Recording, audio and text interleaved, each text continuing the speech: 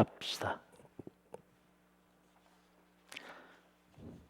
조용한 기도 드리시면서 수요 예배를 시작하겠습니다.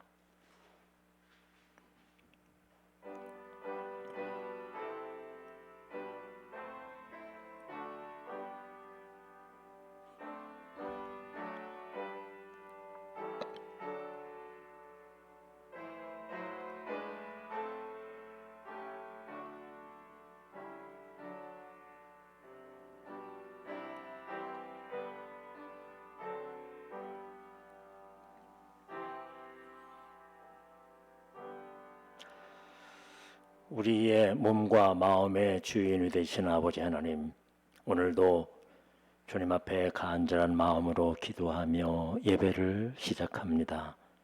저희들을 붙드시고 이 시간도 우리의 마음을 주장하시며 코로나19로 인하여 온 세상이 흉흉한 이때 우리는 오직 하나님만을 바라보며 주님의 도우심과 주님의 함께하심과 또는 우리가 주님 앞에 다하지 못한 모습들을 회개하면서 더욱더 주님께로 향하는 우리의 마음 계속되게 하여 주시옵소서.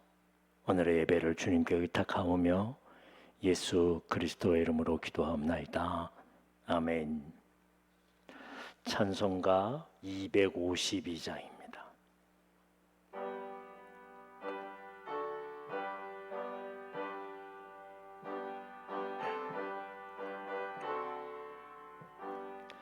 나의 죄를 씻기는 예수의 피밖에 없네. 다시 정케 하기도 예수의 피밖에 없네. 예수의 흘린 피 나리게 하오니 귀하고 귀하다. 예수의 피밖에 없네. 나를 정케 하기는 예수의 피밖에 없네. 사죄하는 증거도 예수의 피밖에 없네. 예수의 흘린 피 나리게 하오니 귀하고 귀하다. 예수의 피밖에 없네. 나의 죄 속하기는 예수의 피밖에 없네. 나는 공로 없으니 예수의 피밖에 없네. 예수의 흘린 피 나리게 하오니 귀하고 귀하다. 예수의 피밖에 없네. 평안함과 소망은 예수의 피밖에 없네. 나의 의는 이것뿐 예수의 피밖에 없네. 예수의 흘린 피 나리게 하오니 귀하고 귀하다. 예수의 피밖에 없네. 영원토록 내 할 말 예수의 피밖에 없네. 나의 찬미 제목은 예수의 피밖에 없네.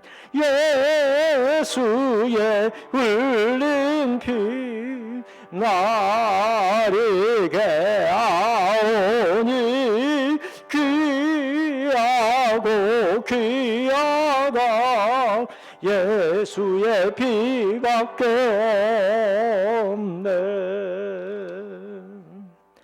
아멘. 오늘 우리에게 주신 하나님의 말씀은 로마서 8장입니다.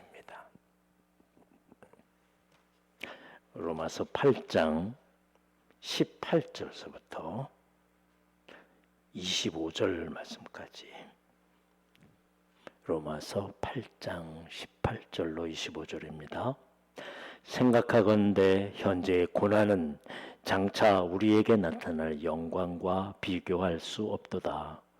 피조물이 고대하는 바는 하나님의 아들들이 나타나는 것이니 피조물이 허무한 데 굴복하는 것은 자기의 뜻이 아니요 오직 굴복하게 하시는 이로 말미암음이라.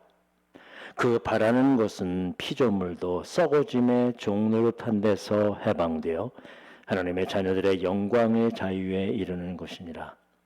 피조물이 다 이제까지 함께 탄식하며 함께 고통을 겪고 있는 것을 우리가 아느니라.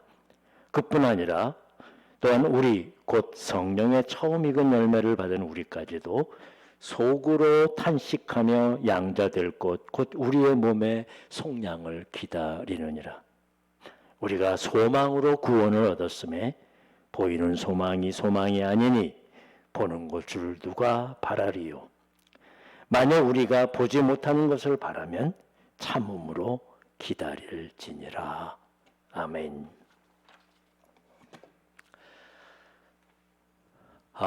다시 코로나19가 점점 이렇게 우리를 이렇게 압박해 오고 있습니다. 좀처럼 정상적으로 돌아오지 못하는 것 같아서 매우 아쉽기도 하고 안타깝기도 합니다.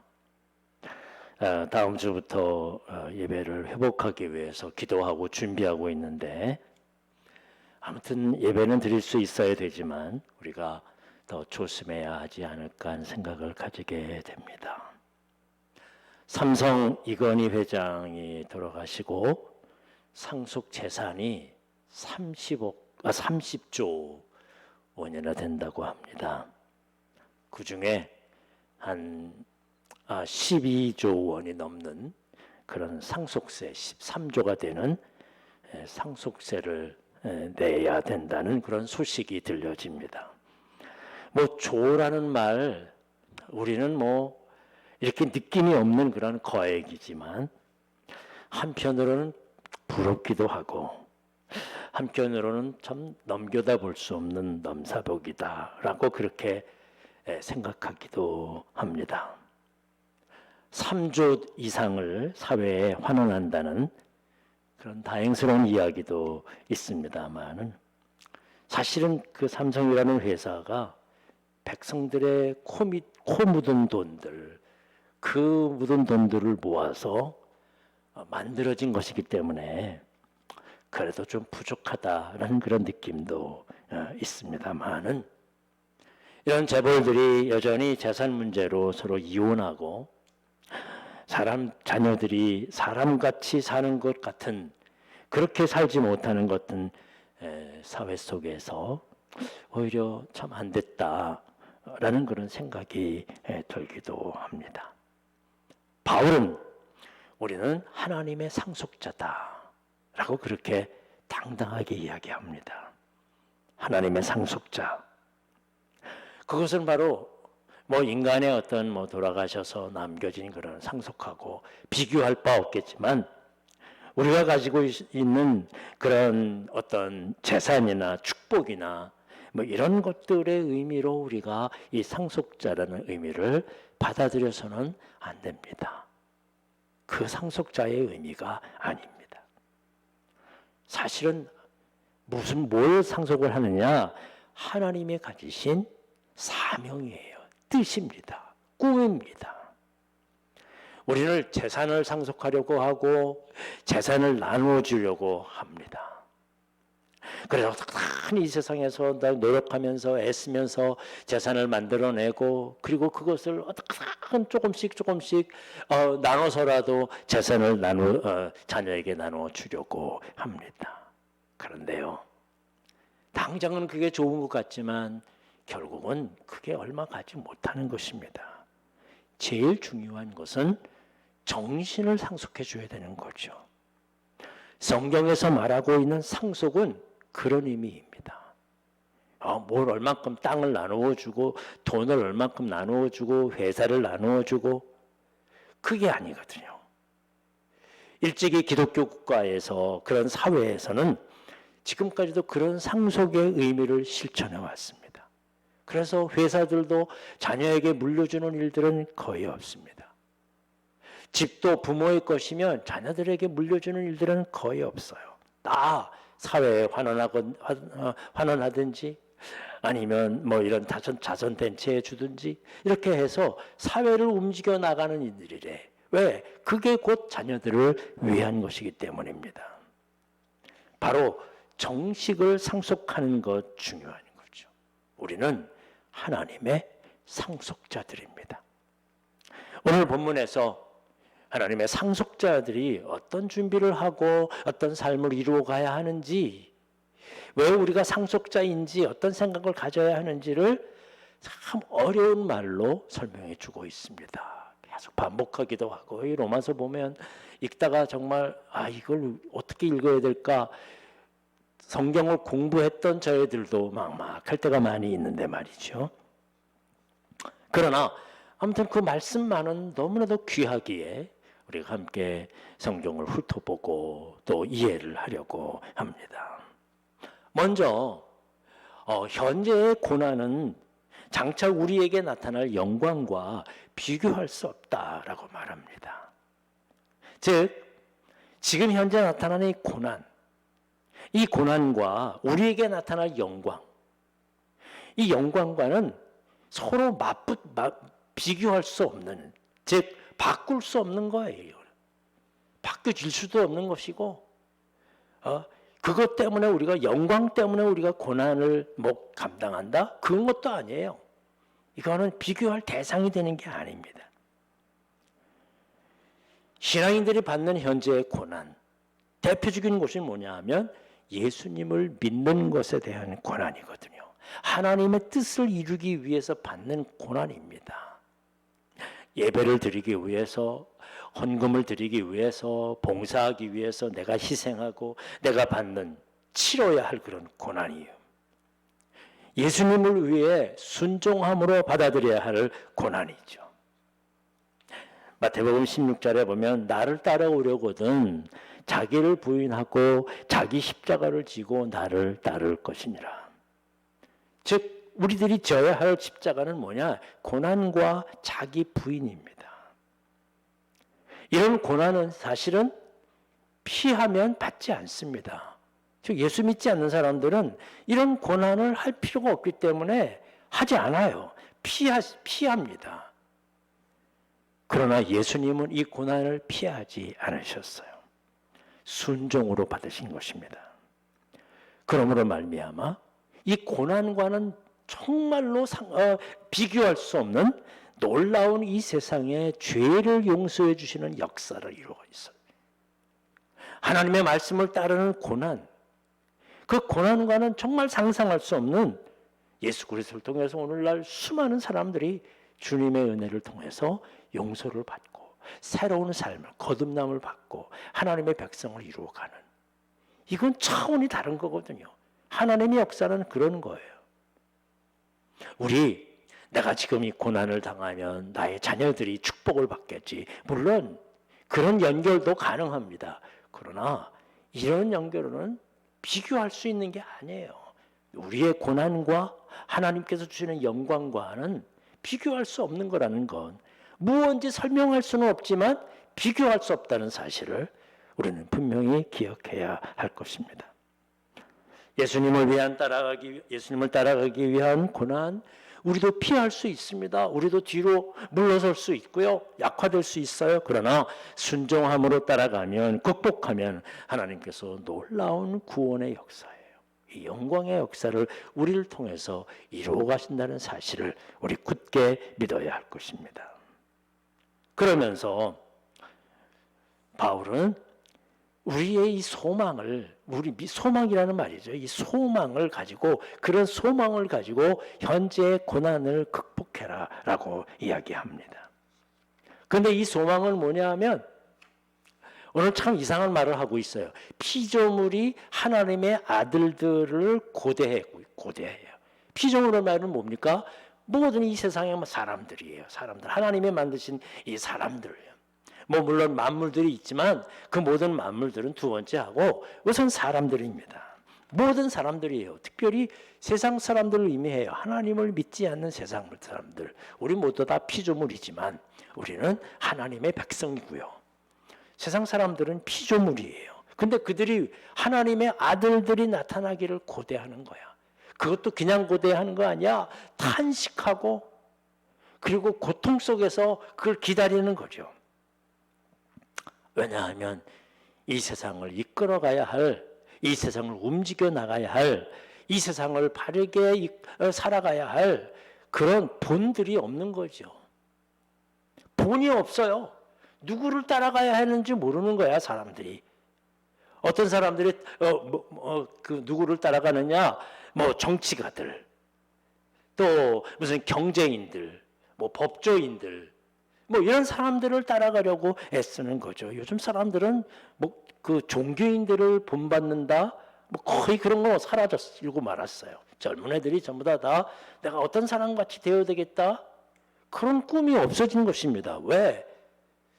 그들도 여전히 마찬가지로 결국에는 자기 이익을 위해서, 말은 그렇게 남들을 위해서 나온다고 이야기하지만 결국은 자기의 욕심을 챙기기 위해서, 자기의 뜻을 위해서 나가기 때문에 그렇습니다. 어쩔 수 없이 뽑아주는 거야. 투표하고 그 사람이 날 것 같으니까 그냥 뽑아주는 거지, 뽑아주고 난 다음에 기대도 하지 않습니다.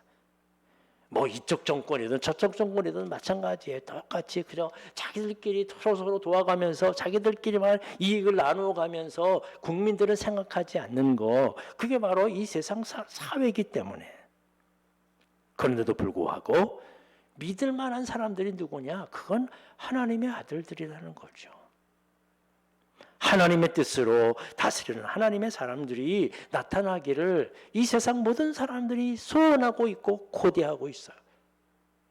그건 세상 사람들은, 그렇게 피조물들은 될 수 없어요. 하나님의 정신으로 무장해서 정말 내가 상속받더라도 정신을 상속받고, 내가 상속해 주더라도 하나님의 정신을 상속해 줄 수 있는 사람만이 그게 하나님의 아들들이 되는 거예요. 예수 믿는다고, 교회 다닌다고, 그래서 하나님의 아들이라고 구원받는다고 기독교인들이 지금, 국회의원들이 지금 3분의 1 거의 반수가 다 교회 들락날락거리고 교회 장로라고 집사라고 그렇게 이야기하더라도 그들도 여전히 재산을 상속받기를 원하고 여전히 재산을 상속 주기를 원하는 잘못된 이 생각 속에서 기대할 수 없는 것입니다. 세상 사람들은 하나님의 아들들을 고대해요. 여러분, 우리도 그렇습니다. 하나님의 사랑과 의와 공평과 정의의 나라를 고대하는 겁니다. 요즘이 공평과 정의, 공의의 사회잖아요.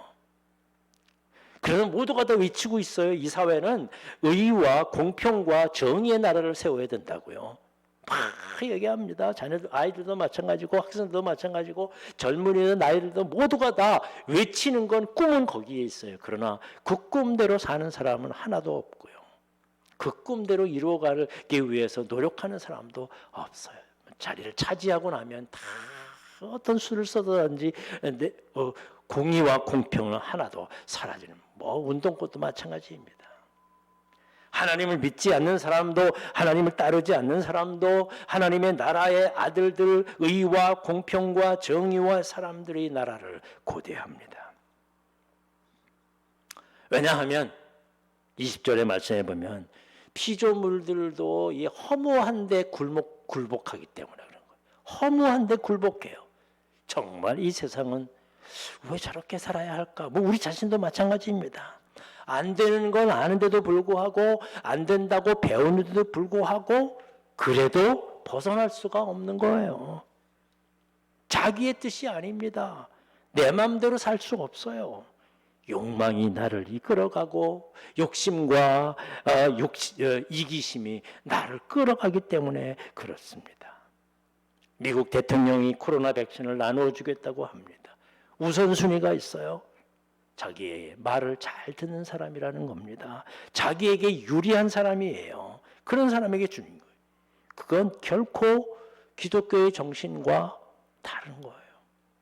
기대하기는 미국에서 정말로 우리가 부족하지만 있는 거 다 해서 아프리카나 아시아나 못 사는 사람들, 힘들고 어려운 사람들, 그런 사람들을 위해서 그냥 무상으로 주겠다.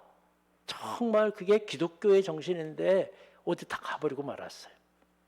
대통령이 선서할 때는 성경에다 대고 선서를 하고 난리를 피지만 정신은 다 사라지고 마는 안타까운 그런 일인 것입니다.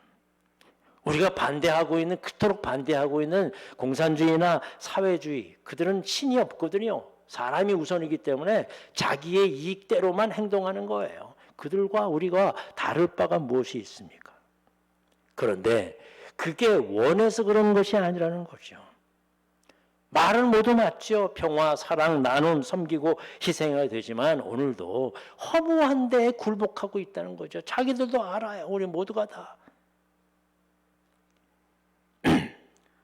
그러나 아무도 반성하거나 고치려고 하고 있지 않다는 점입니다. 여러분, 이것을 이길 힘은 죄와 사망의 권세를 이기시는 예수 그리스도의 능력밖에 없다는 사실을 아셔야 합니다. 즉 그리스도를 따라가는 기독교인들이 우리 그 정신을 우리의 마음속에 간직하고 살아가야지만 적어도 예수님처럼 승리할 수는 없어도 말이죠. 그렇게 하나님의 아들들을 이 세상 모든 사람들이 고대하고 피조물들도 고대하고 있어요. 허무한데 우리가 무너지기 때문에. 21절의 말씀에 보면 피조물도 썩어짐의 종노릇한 데서 해방되어 하나님의 자녀들의 영광의 자유에 이르는 것이니라. 그들이 꿈이 뭐냐? 이 썩어짐이 허무한 것에 종노릇하는 것에 대해서 좀 벗어나고 싶은 거예요. 마음은. 그러나 되지 않잖아요. 이런 소망을 가지고 이런 바람을 가지고 모든 피조물들이 탄식하며 고통을 겪는 고난의 시대인 것입니다. 그런데 오늘 성경에 쓰여져 있는 탄식과 고통의 원래의 단어는 어디에서 쓰는 단어냐 하면 자녀들을 출산하는 그런 과정에서 일어나는 탄식과 고통에 쓰여진 단어입니다. 그렇기 때문에 출산의 기쁨을 위한 고통과 탄식이라고 이야기할 수 있습니다.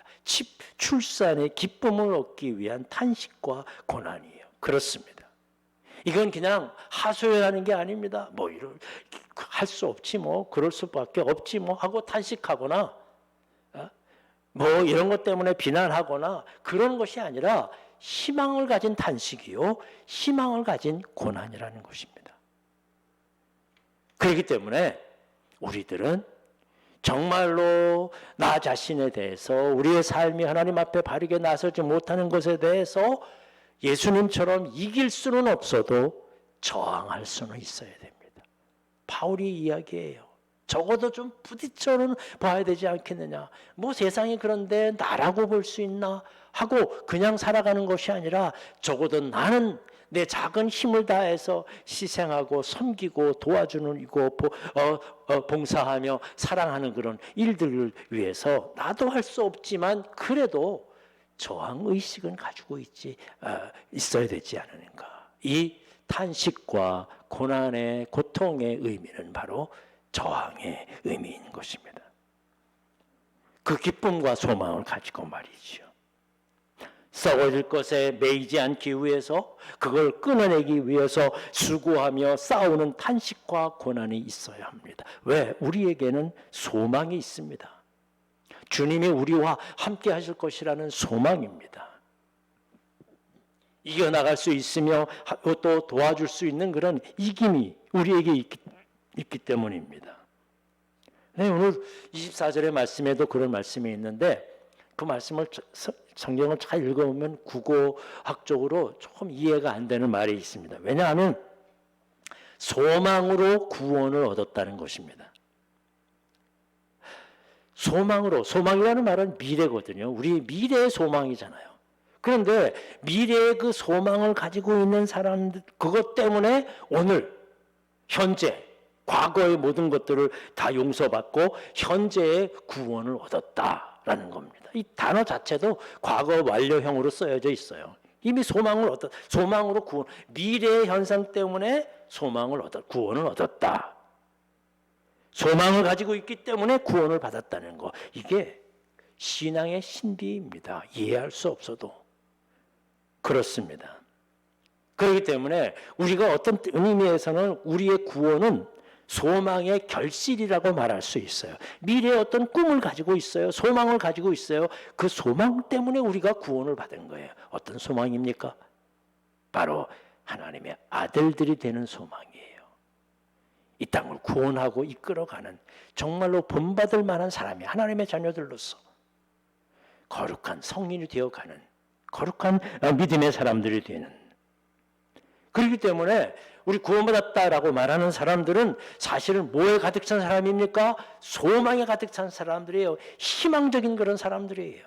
하나님이 함께 하실 것을 믿기 때문에 현재의 어려움이나 어두움이나 역경도 결코 같은 어두움이지만 그것 때문에 좌절하거나 낙심하거나 포기하지 않습니다. 왜?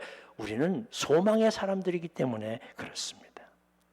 소망이 있기 때문에, 소망이 확실하기 때문에 구원받은 사람인 것입니다. 여러분, 우리는 구원받은 사람입니다. 소망을 분명히 하십시다. 그리고 말씀드렸지만 우리 정말 할 수 없는 탄식과 이 저항의식을 가지고 나 자신에 대해서 좀 더 나아가 이 사회에 대해서 저항의식을 가지고 우리 정말 의와 공평과 진리의 사회를 이루어갈 수 있도록 모든 사람들이 고대하고 있는, 모든 사람들이 바라고 있지만 이룰 수 없어서 안타까워하고 있는 이 사회 속에서 적어도 우리는 하나님 앞에서 저항의식을 가지고 바꿔가며 변화시키며 회개하며 고쳐가며 용서받으면서 믿음의 길을 하나씩 견디어 나가 인내하면서 현재의 고난과 비교할 수 없는 미래의 영광, 그건 비교할 수 없는 것입니다. 어떤 일이 일어날지는 아무도 알 수 없어요. 우리가 주님 앞에 봉사하고 헌신하는 이 작은 노력들, 교회를 위해 애쓰는 우리의 마음과 정성들, 신앙생활을 우리 가족들을 함께 이끌어가기 위해서 많은 마음속으로도 고민하고 고통스럽게 이 고난을 역경을 이어나가는 이 영적인 그런 마음들, 하나님께서 어떤 모습으로 이 땅에 역사하시고 우리의 미래의 사회 속에 함께 하실지는 아무도 알 수 없어요. 천국 가봐야 할 것 같아. 그러나 이건 비교할 수 없는 것이라는 거 기억하면서 현재의 고난과 비교할 수 없는 미래의 영광을 바라보면서 죄에 대해서 단호하게 저항하고 기도하면서 이 어두운 시대에 정말 하나님의 자녀들이 되어서 이 세상 많은 사람들이 기다리고 바라는 작은 모습이지만 그런 모습들을 주님의 뜻대로 이겨내며 작은 예수로서 이 사회를 이끌어 나가는데 하나님께서 주시는 힘과 능력을 가지고 감당해 나갈 수 있는 여러분들이 되시기를 주님의 이름으로 간절히 축원합니다. 기도하겠습니다.